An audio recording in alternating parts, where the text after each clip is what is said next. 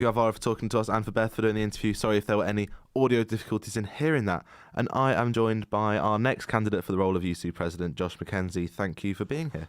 No problem. Hi. So briefly, could you sort of outline who you are, what you've done, and why you should be USU President? My name's Josh. I am an electronics student.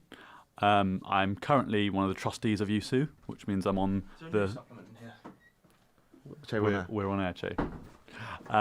Which means I'm currently... That's okay. I'm currently on the board of USU, which means I'm on the sort of overarching board which look at the strategy and long-term governance of the organisation. Yeah.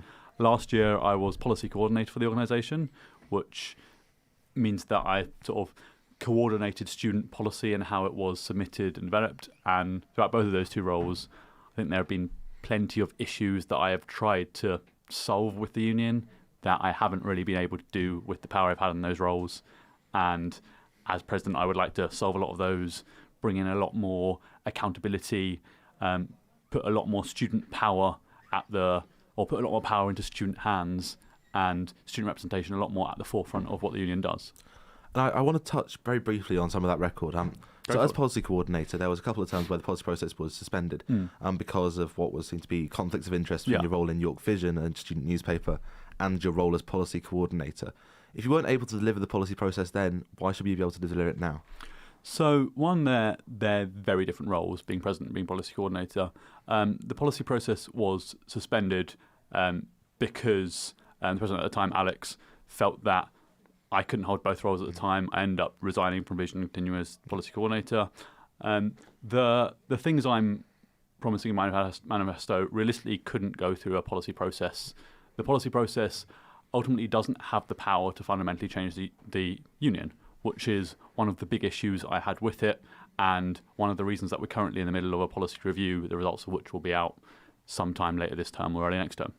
And I want to I will get onto the policy. I just want to ask one more question about your time at York Vision, which ended quite shortly before the sort of infamous CIN nudes paper. Yeah. Can I ask what your involvement was in the production of that? So I wasn't involved in that. I resigned. So because of the potential conflict that had been seen in the policy process being suspended, I had agreed with Alex that I was going to step down. Well, at that time it was James, because Alex had left, the new president. I was going to step down once we had elections to find a new person.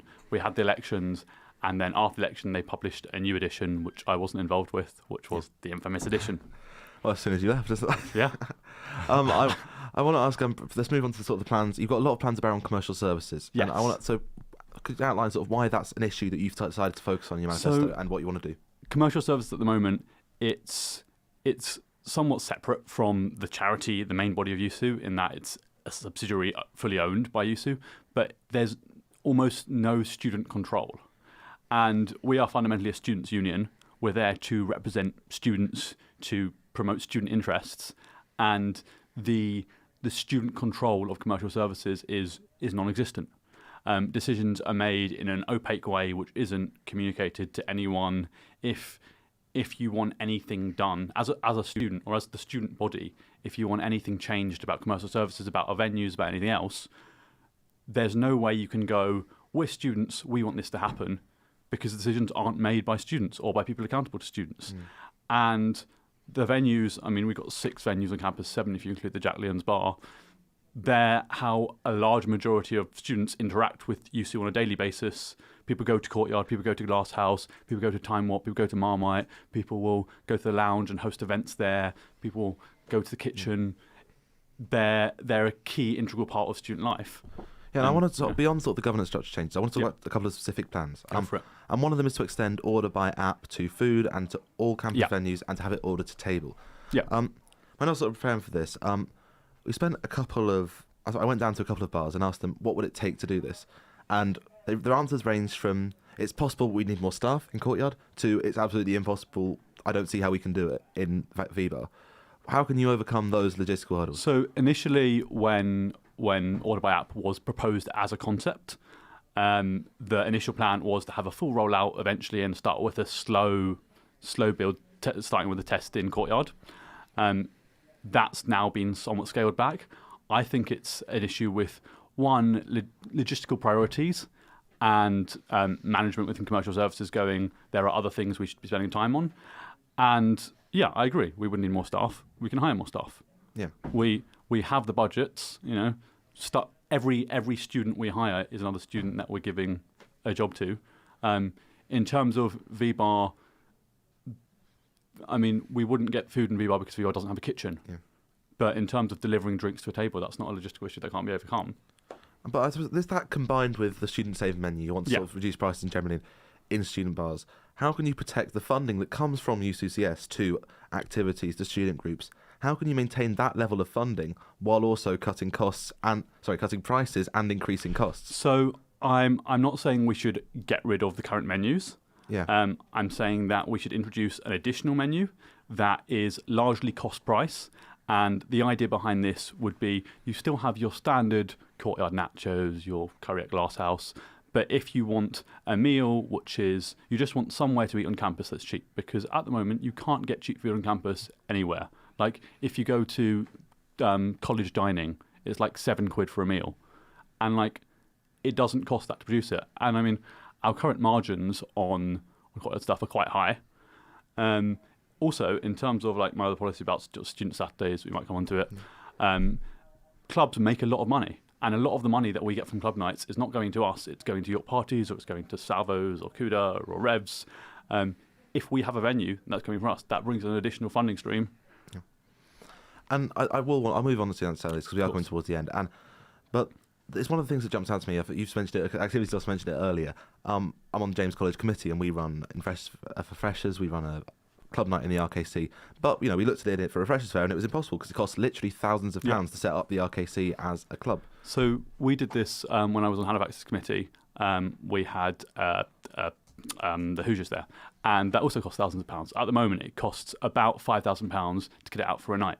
The reason it costs that much, and we've spoken to suppliers that came along to a UC Events Forum, is because we need a bespoke rig every single time. We need to go, here's our custom stuff, and you need to rebuild a new one.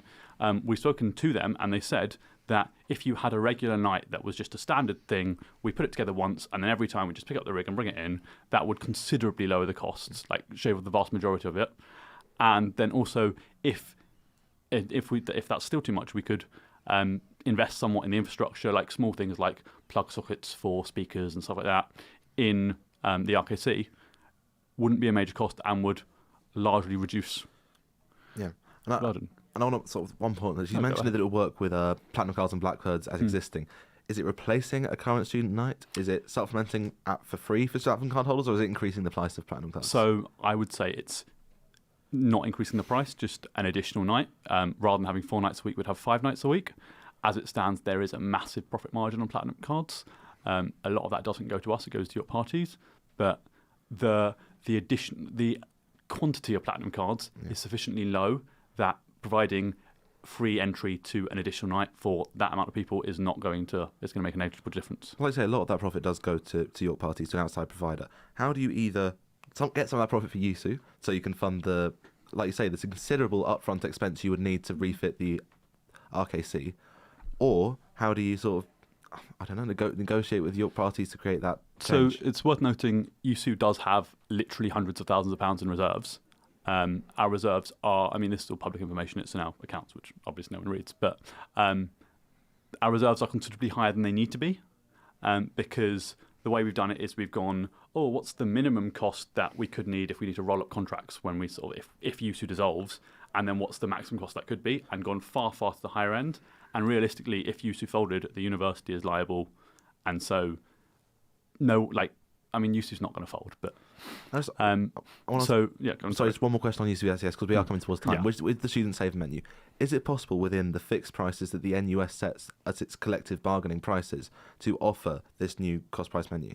Yes. And if you say they wouldn't reduce profit because the other options would still be there, but surely it would. And just finally, how do you replace that funding? Because it would reduce profit. Like you say, you can afford it. I understand that. But how do you replace the funding that goes from UCCS to societies? One, I think, is that it would bring more people to the bars because more people are going to spend money there because more people are going to go. In terms of replacing funding, we already have our student grant fund for new societies. The money that doesn't get spent of that, which is a considerable amount, just goes back into reserves. we have money that we're not using. We're not utilising the resources we have. We should be using them for the benefit of students. And in one sentence, people should vote for Josh Mackenzie for president because I will put power in their hands. I will make USU more representative of what they want and read my manifesto. It's great. Thank you so much for joining me, Josh. Sorry, we never have time to go through everything. We're going to head back down to our friends at the green room. Hello. As you can see, we are